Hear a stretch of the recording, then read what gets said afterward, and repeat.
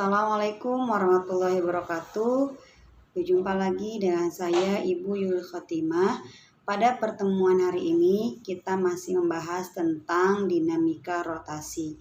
Materi yang akan kita bahas yaitu momen gaya.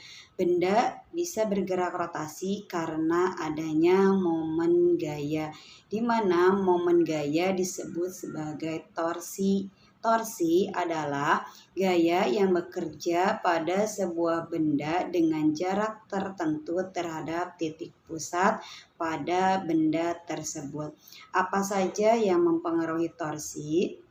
Torsi dipengaruhi adanya gaya, lengan gaya, dan poros. Bagaimana menggambar sebuah torsi? Pertama, gambar poros dulu. Ada poros, ada gaya. Antara poros dengan gaya dihubungkan oleh sebuah lengan, disebut dengan lengan gaya. Syarat terjadinya torsi adalah gaya dan lengan gaya harus tegak lurus. Persamaannya yaitu To sama dengan F kali R, di mana F adalah gaya, satuannya Newton, R adalah lengan, satuannya meter, To adalah torsi, satuannya Newton meter. Sekarang, bagaimana jika torsi terjadi tapi gaya dan lengan tidak tegak lurus, misalnya membentuk sudut tertentu? Langkah pertama, kita harus tentukan komponen gaya, sehingga gaya dan lengan menjadi tegak lurus. Yang tadinya F, karena dia komponen ekspan sudut menjadi F sin theta. Penggunaan rumus torsi yang tadinya To sama dengan F kali R berkembang menjadi To sama dengan F kali R sin theta.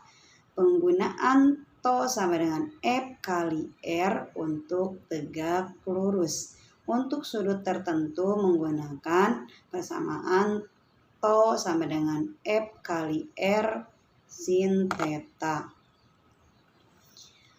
Momen gaya yang menyebabkan putaran benda searah dengan jarum jam disebut momen gaya positif.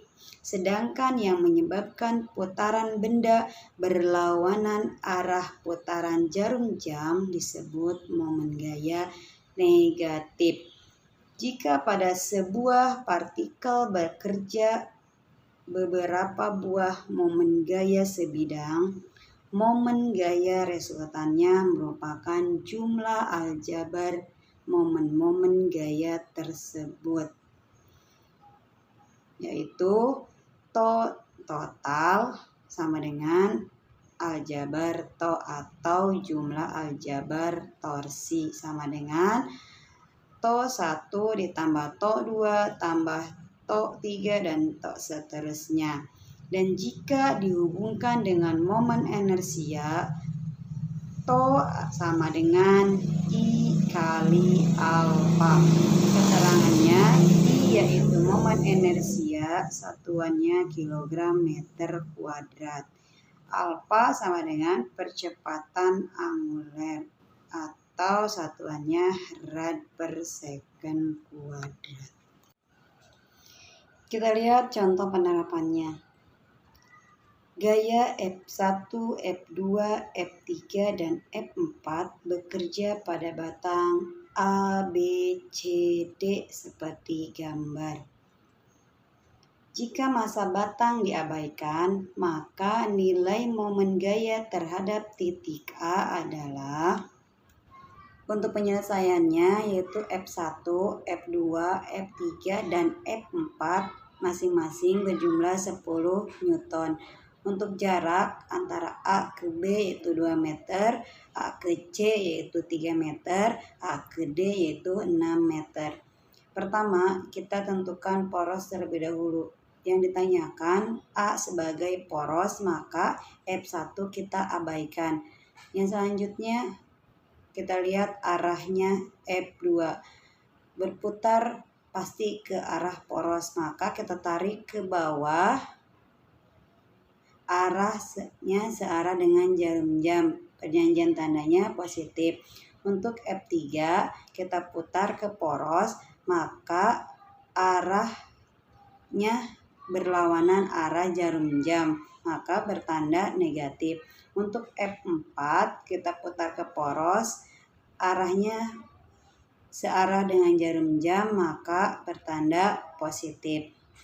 Yang ditanyakan momen gaya terhadap A. Karena A sebagai poros, maka aljabar to sama dengan, kita lihat, to B dikurangi to C, karena panah yang sudah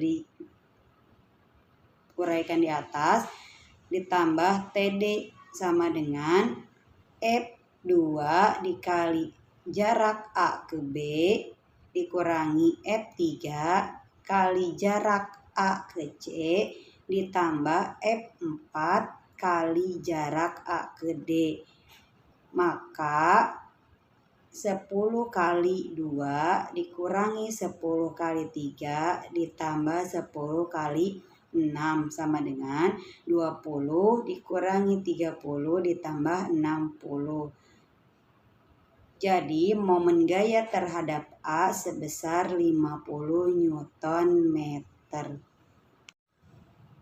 Untuk contoh selanjutnya ada 3 gaya F1, F2, dan F3 bekerja pada batang seperti pada gambar berikut. Jika massa batang diabaikan dan panjang batang 4 meter, maka nilai momen gaya terhadap sumbu putar di titik C adalah, penyelesaiannya diketahui F1 yaitu 5 Newton. Karena F1 membentuk sudut 53 derajat, maka kita uraikan vektor yaitu F1 sin 53 derajat. Untuk F2 yaitu 0,4 Newton, F3 yaitu 4,8 Newton. Karena C sebagai poros, maka F1, F2, dan F3 berputar ke arah poros yaitu ke C, di mana F1 sin 53 derajat berputar berlawanan arah jarum jam, maka bertanda negatif. Untuk F2 berputar ke poros searah dengan jarum jam, maka bertanda positif. Dan untuk F3 berputar searah dengan jarum jam, bertanda positif. Yang ditanyakan momen gaya terhadap sumbu putar di titik C. Kita lihat sigma torsi atau to sama dengan to 2 ditambah to 3 dikurangi to 1 sama dengan F2 dikali jarak B ke C ditambah F3 dikali jarak E ke C dikurangi F1 sin 53 derajat dikali jarak A ke C. Kita lihat angkanya yang sudah diuraikan yaitu to 2 atau F2-nya sebesar 0,4 dikali jarak B ke C yaitu 1, karena total semuanya 4 meter. Maka dari A ke B 1, A ke C ditambah 1, 2, dari B ke C 1, dari E ke C yaitu 2.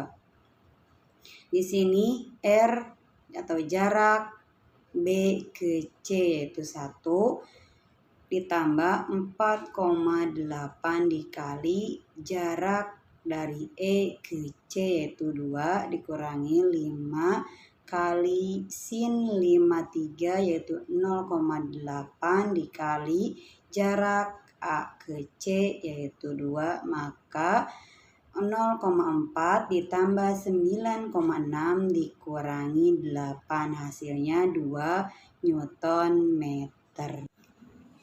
Ibu ucapkan terima kasih, semoga dapat dimengerti. Mohon maaf atas segala kekurangannya. Sampai jumpa di pertemuan yang akan datang. Wassalamualaikum warahmatullahi wabarakatuh.